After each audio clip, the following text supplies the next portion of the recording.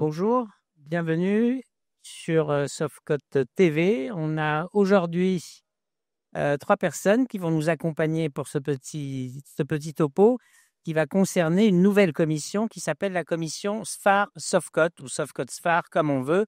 Et d'abord, vous laissez vous présenter à tour de rôle.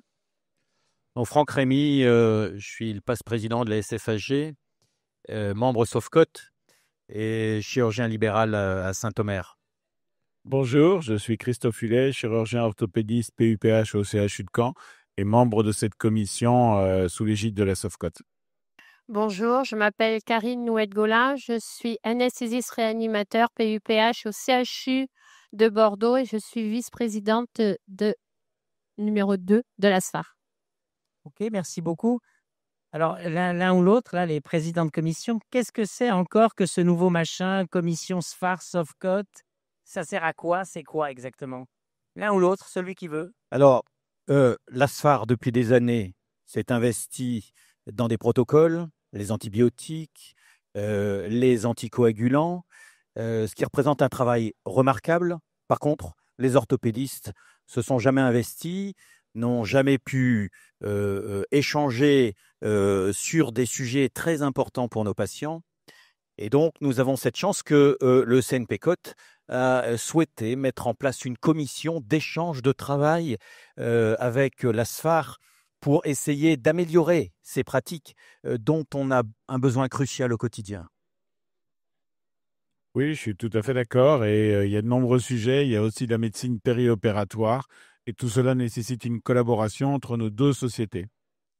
Donc nous, pour la SFAR, notre volonté, c'est de travailler ensemble, c'est de travailler en collaboration.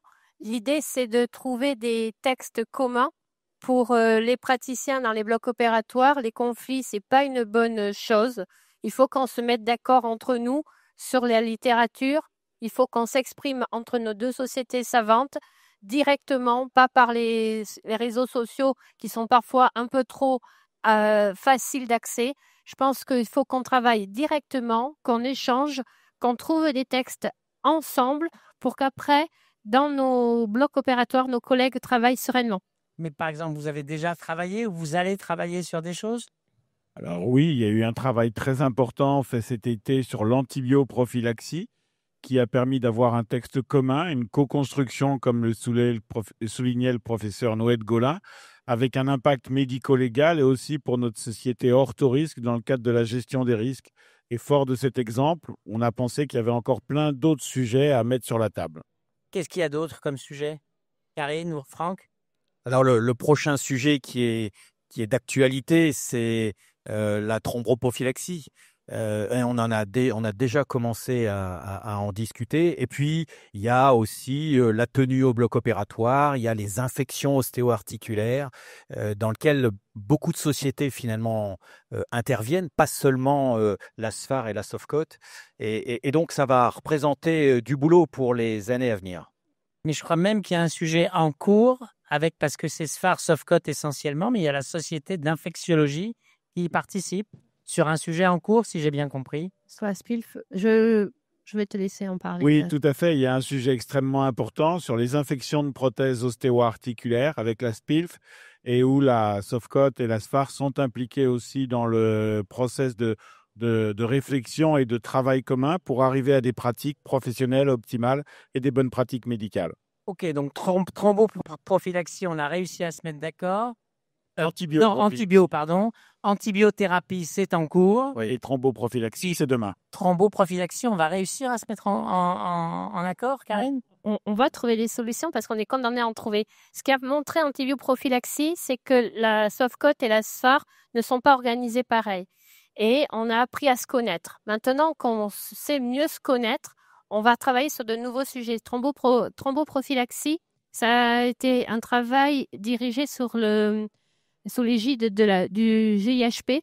Absolument. Qui est une société savante indépendante de la SFAR. Mais notre rôle, ça va être d'accompagner pour que in fine, dans les blocs opératoires, anesthésistes et orthopédistes travaillent dans le même sens et qu'il n'y ait pas de discussion sur les protocoles qu'on va travailler ensemble. Donc, on va revenir vers Anne Gaudier, que tu connais particulièrement. Je la connais très bien. Très bien. Puis, on va en Elle discuter. connaît vaguement la thromboprophylaxie. Très là, Et donc, voilà. En fait, je pense qu'il faut lorsqu'on n'est pas d'accord, on en parle sereinement entre nous. Et cette commission que vous avez mise en place sera pour nous un interlocuteur à privilégier, bien sûr. Merci. Avez-vous un mot à rajouter? Ce qui pouvait être d'actualité il y a 20 ou 30 ans où les anesthésistes intervenaient de leur côté et les chirurgiens de leur côté n'est plus aujourd'hui d'actualité. Les métiers ont évolué, les chirurgiens s'investissent plus dans le post-opératoire et il est heureux que nous puissions aujourd'hui avoir ces débats et co-construire ensemble nos besoins. Oui. Moi, je suis tout à fait d'accord parce que c'est dans le cadre de la QVT, le thème du congrès de la SOFCOT. Ça renforce la qualité des relations humaines entre les anesthésistes et les chirurgiens qui doivent plus que jamais se parler et travailler ensemble.